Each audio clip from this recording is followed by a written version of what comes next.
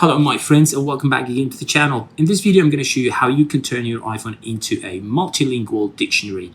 So for example, let's open Safari and let's say that I'm reading something here, right?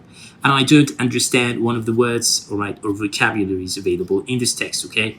Now tap and hold, alright, and then tap on look up.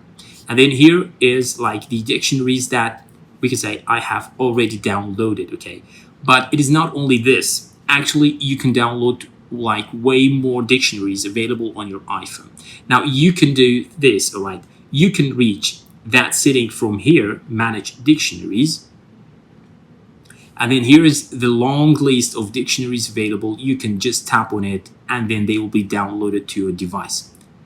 This is like something really like huge. I guess like many of iPhone users will find this useful.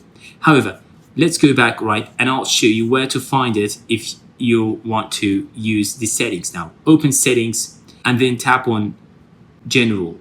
After that, scroll down and tap on dictionary here. And here is that long list of dictionaries available that you will just need one tap to download it to your device. And that's it. I hope you liked it, guys. Share with your friends. Leave us a comment. See you next time. Bye-bye.